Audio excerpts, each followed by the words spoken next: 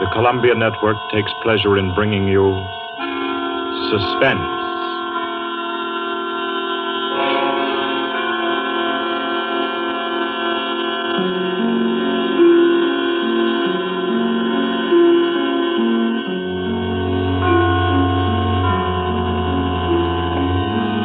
Suspense, Columbia's parade of outstanding thrillers, produced and directed by William Spear and scored by Bernard Herrmann.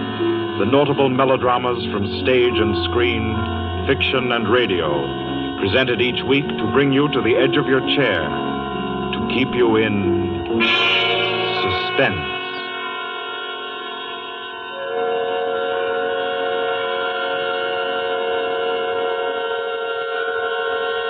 Good evening. This is Orson Welles. I'm very happy I am to be back in the United States and back on the Columbia Network, even for so short a visit as this one. Back with old friends like Johnny Dietz, who's tonight's director, and Bernard Herrmann. The Mercury Theater presented tonight's radio play for the first time last year. We came right out then and hailed it as a classic of the medium.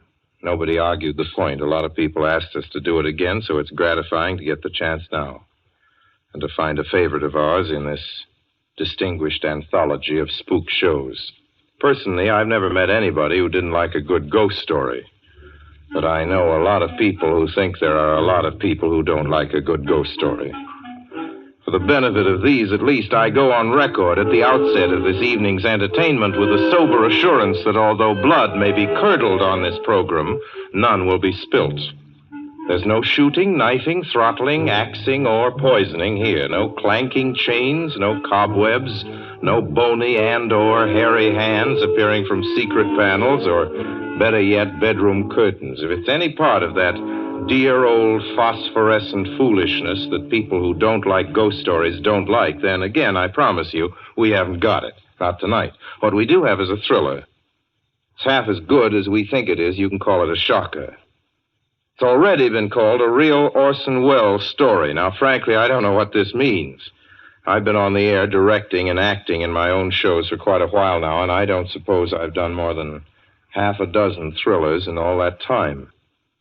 Honestly, I don't think even that many, but it seems I do have a reputation for the uncanny. Quite possibly, a little escapade of mine involving a couple of planets, which shall be nameless, is responsible. Doesn't really matter. Don't think I disapprove of thrillers. I don't. A story doesn't have to appeal to the heart. It can also appeal to the spine.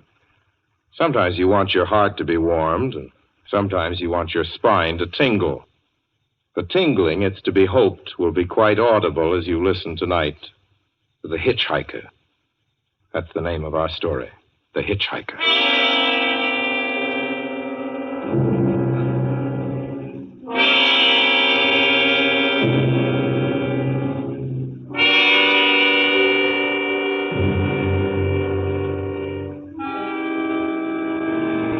I'm in an auto camp on Route 66, just west of Gallup, New Mexico.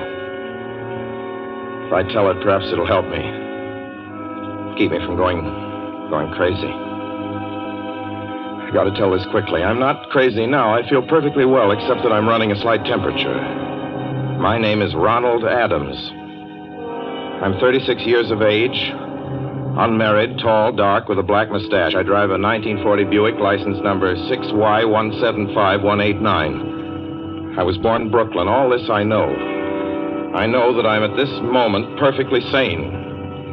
That it's not me who's gone mad. It's something else. Something utterly beyond my control.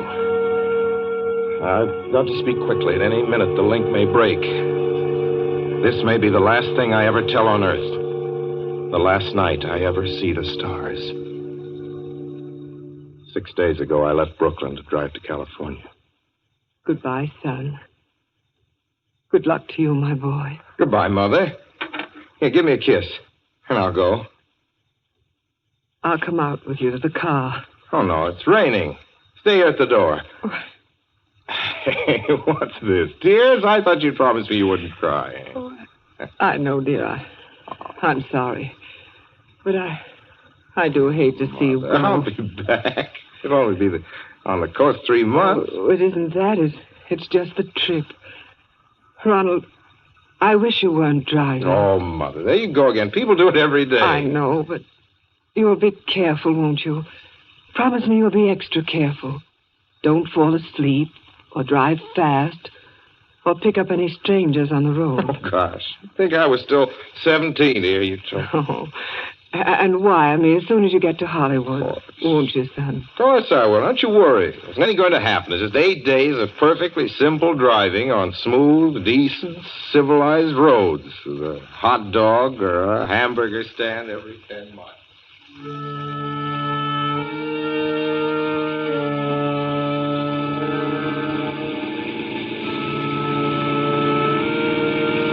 I was in fine spirits. The drive ahead of me, even the loneliness, seemed like a lark. I reckoned without him. Crossing Brooklyn Bridge that morning in the rain, I saw a man leaning against the cables. He seemed to be waiting for a lift. There were spots of fresh rain on his shoulders. He was carrying a cheap overnight bag in one hand. He was thin, nondescript, with a cap pulled down over his eyes. I would have forgotten him completely, except that just an hour later, while crossing the Pulaski Skyway over the Jersey Flats, I saw him again. At least, he looked like the same person. He was standing now with one thumb pointing west. I couldn't figure out how he got there, but I thought probably one of those fast trucks had picked him up, beaten me to the Skyway, and let him off. I didn't stop for him. Then late that night, I saw him again. It's on the new Pennsylvania Turnpike between Harrisburg and Pittsburgh. It's 265 miles long with a very high speed limit. I was just slowing down for one of the tunnels when I saw him, standing under an arc light by the side of the road. I'd seen quite distinctly the bag, the cap, even the spots of fresh rain spattered over his shoulders. He hallooed at me this time. Hello! Hello! I stepped on the gas like a shot. It's lonely country through the Alleghenies, and I had no intention of stopping. Besides, the coincidences, or whatever it was, gave me the willies. Stopped at the next gas station.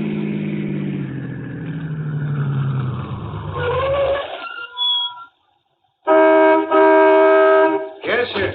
Fill her up. Certainly, sir. Check your oil, sir? No, thanks.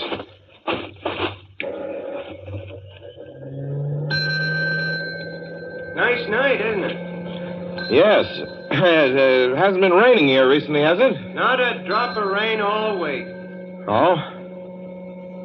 Oh, I suppose that doesn't done your business any harm. Oh, people drive through here all kinds of weather. Mostly business, you know.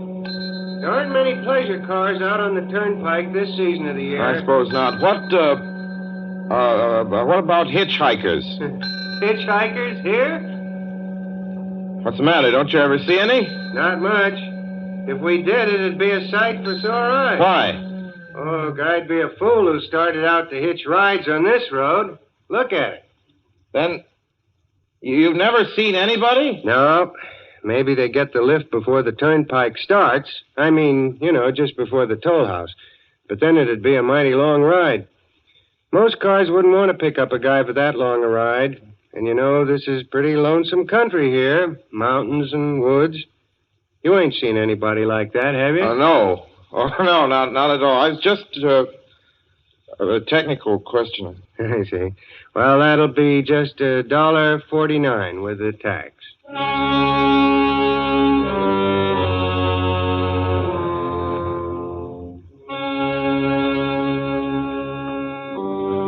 Thing gradually passed through my mind as sheer coincidence. I had a good night's sleep in Pittsburgh. I didn't think about the man all next day until just outside of Zanesville, Ohio, I saw him again. It was a bright, sunshiny afternoon. The peaceful Ohio fields, brown with the autumn stubble, lay dreaming in the golden light. I was driving slowly, drinking it in, when The road suddenly ended in a detour. In front of the barrier, he was standing. Now, let me explain about his appearance before I go on. I repeat, there was nothing sinister about him. He was as drab as a mud fence, nor was his attitude menacing. He merely stood there, waiting, almost drooping a little, the cheap overnight bag in his hand. He looked as though he'd been waiting there for hours. And he looked up. He hailed me. He started to walk forward. Hello? Hello? Hello? No, not just now. Sorry. Going to California? No, not today. The other way, going to New York. Sorry.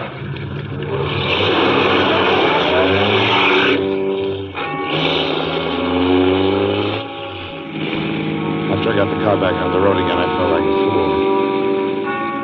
Yet the thought of picking him up, of having him sit beside me, was somehow unbearable. At the same time, I felt more than ever unspeakably alone.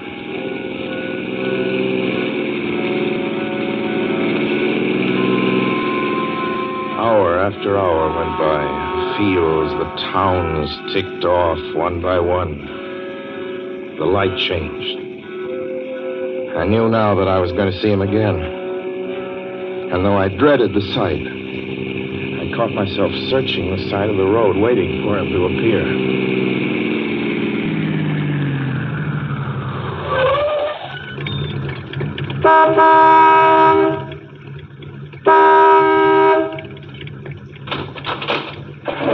Yeah, what is it? What do you want? Sell sandwiches and pop here, don't you? Yeah, we do in the daytime. But we're closed up now for the I night. know, but I was wondering if you could possibly have a cup of coffee, black coffee, just... No, not this time of night, mister. My wife's the cook. She's in bed. No, don't shut the door, please. Listen, just a minute ago... just a minute ago, there was a man standing here right beside the stand, a suspicious-looking man. I don't mean to disturb it. You see, I was driving along when I just happened to look, and there he was. How's he doing? Well, nothing. You've been taking a nip. That's what you've been doing. Now, on your way before I call out Sheriff Oates.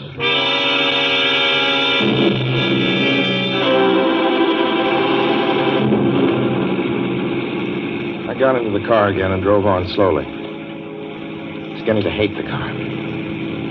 If I could have found a place to stop, to rest a little. I was in the Ozark Mountains of Missouri now. Few resort places there were closed, only an occasional log cabin, seemingly deserted. That's all that broke the monotony of the wild, wooded landscape. I had seen him at that roadside stand. I knew I'd see him again. Maybe at the next turn of the road. I knew that when I saw him next, I would run him down.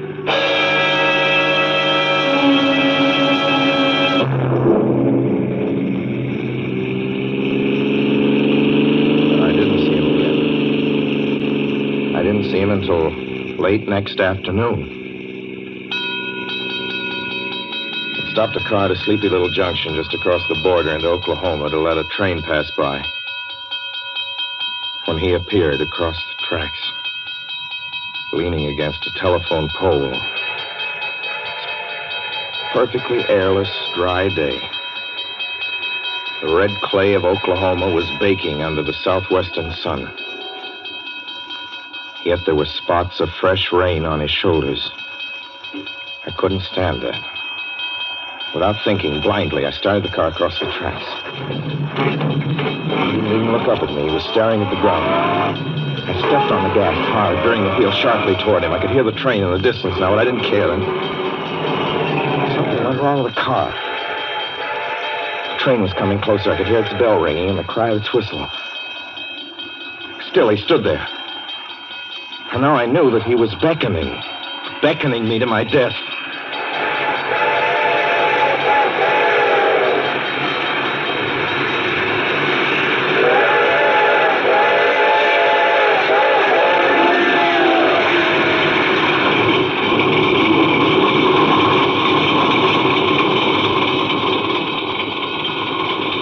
Well, I frustrated him that time. The starter worked at last. I managed to back up. When the train passed, he was gone.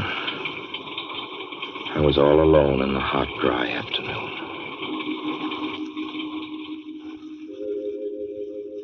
After that, I knew I had to do something. I didn't know who this man was or what he wanted of me. I only knew that from now on, I mustn't let myself alone on the road for 1 minute.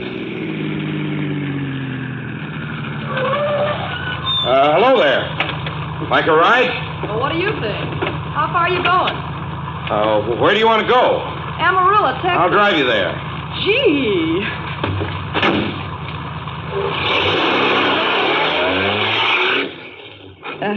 You mind if I take off my shoes? My dogs are killing me. Go right ahead. Oh, gee, what a break this is. Hitchhike much? Sure, only it's tough sometimes in these great open spaces to get the break. I should think it would be, though I'll bet you get a good pickup in a fast car. If you did, you could get places faster than, say, another person in another car, couldn't you? I don't get you. Well, take me, for instance. Suppose I'm driving across the country, say, at a nice, steady clip, about 45 miles an hour. Couldn't a girl like you just standing beside the road waiting for a lift beat me to town, or any town, provided she got picked up every time in the car doing from 65 to 70 miles an hour? I don't know. What difference does it make? Oh, no difference. It's just a crazy idea I had sitting here in the car. Imagine spending your time in a swell car thinking of things like that. What would you do instead? What would I do?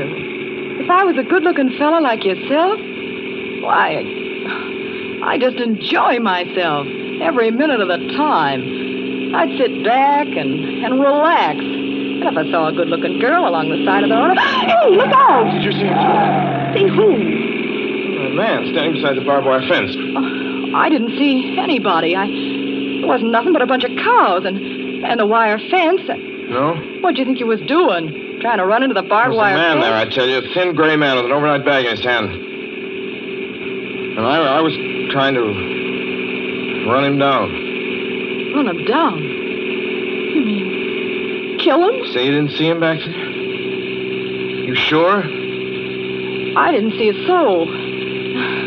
As far as that's concerned... Watch for him the next time and keep watching. Keep your eyes peeled on the road. He'll turn up again. Maybe any minute now. There! Look there!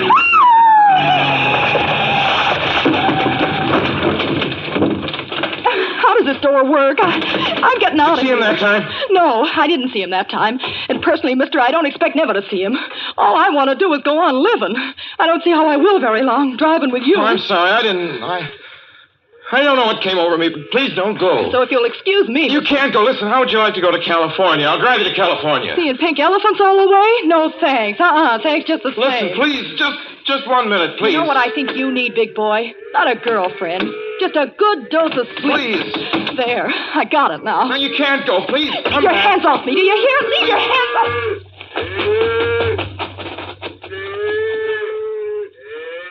She ran from me. As though I were a monster. A few minutes later, I saw a passing truck pick her up. I knew then that I was utterly alone. It was in the heart of the great Texas prairies. There wasn't a car on the road after the truck went by. I tried to figure out what to do, how to get hold of myself. If I could find a place to rest, or even if I could sleep right here in the car for a few hours along the side of the road. I was getting my winter overcoat out of the back seat to use as a blanket when I saw him coming toward me, emerging from the herd of moving steer. Hello?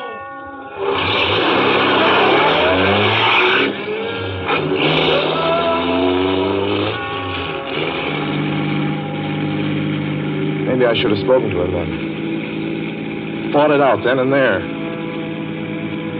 For now, he began to be everywhere. Wherever I stopped, even for a moment, for gas, for oil, for a drink of pop, a cup of coffee, sandwich, he was there. I saw him standing outside the auto camp in Amarillo that night when I dared to slow down. I was sitting near the drinking fountain of a little camping spot just inside the border of New Mexico. He was waiting for me outside the Navajo reservation where I stopped to check my tires. I saw him in Albuquerque when I bought 20 gallons of gas. I was afraid to stop now.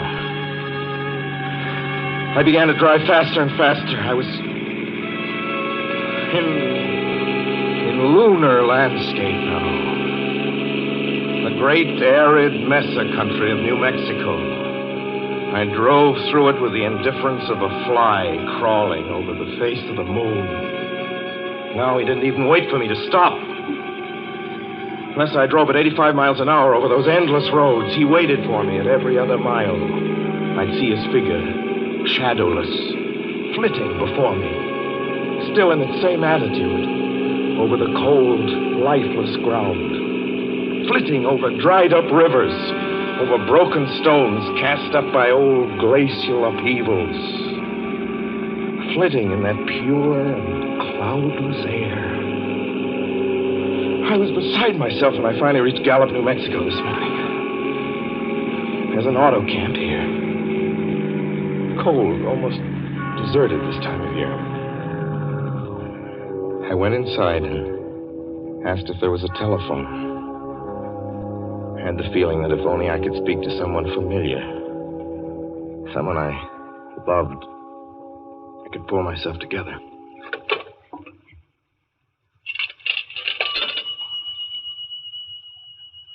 Your call, please. Long distance. Long distance, certainly. This is long distance. I'd like to put in a call to my home in Brooklyn, New York.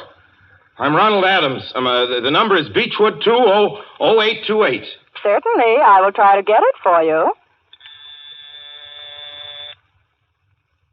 Albuquerque. New York for Gallup. New York. Gallup, New Mexico, calling Beechwood 20828. I'd read somewhere that love could banish demons. It's the middle of the morning. I knew Mother would be home. I pictured her tall and white-haired in her crisp house dress, going about her tasks. Be enough, I thought, just to hear the even calmness of her voice. Will you please deposit $3.85 for the first 3 minutes? When you have deposited $1.50, will you wait until I have collected the money?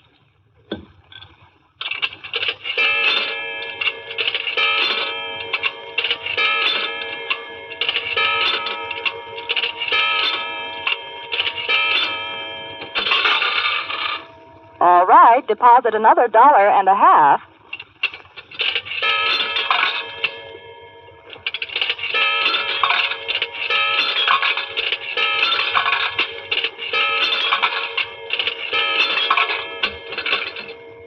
Will you please deposit the remaining 85 cents?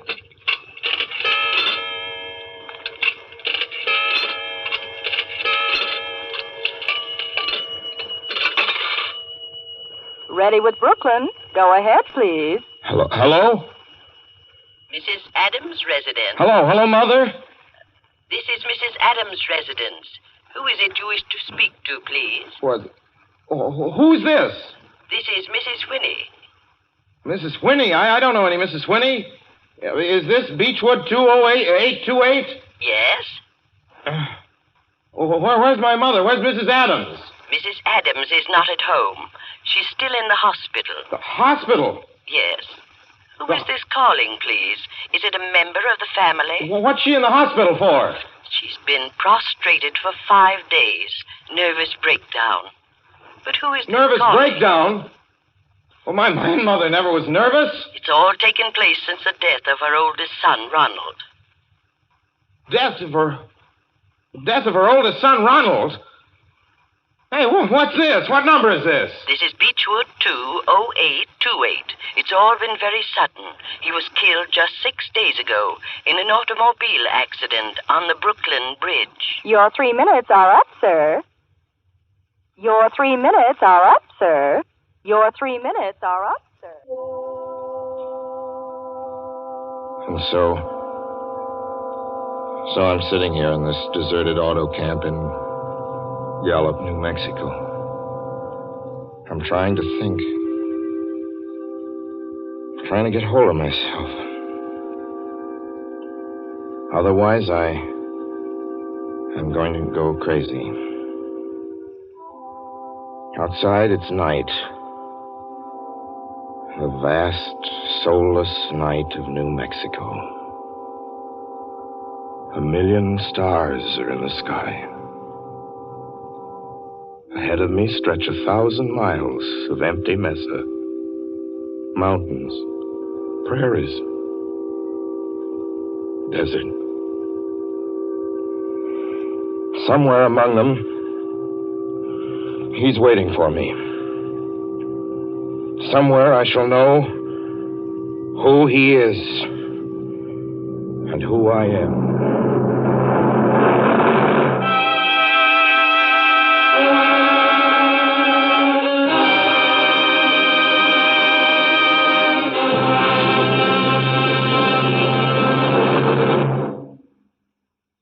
So ends The Hitchhiker, and to Orson Welles our considerable thanks for his playing of the title role.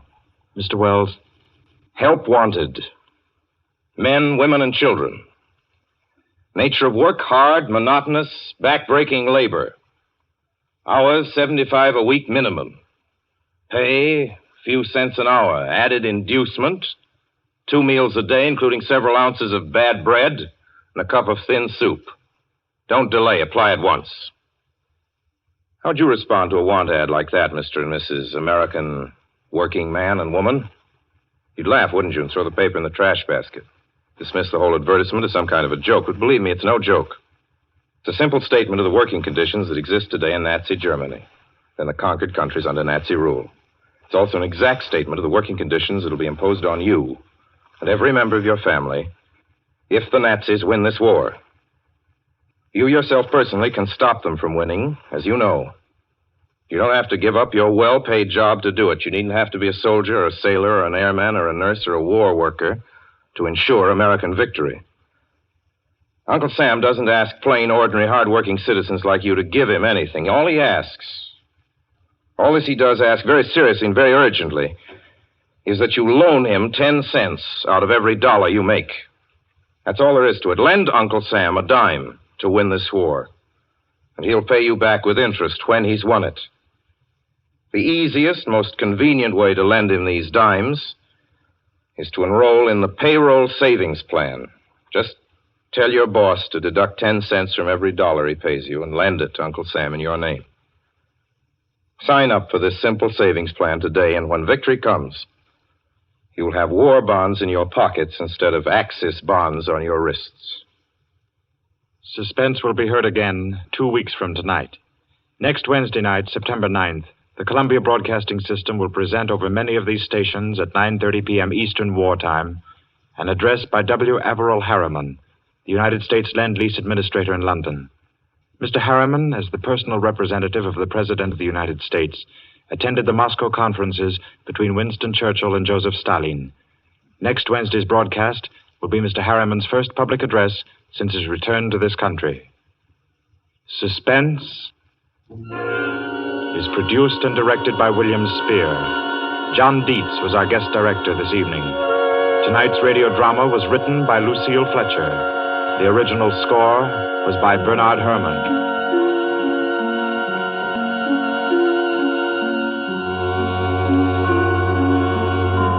This is the Columbia Broadcasting System.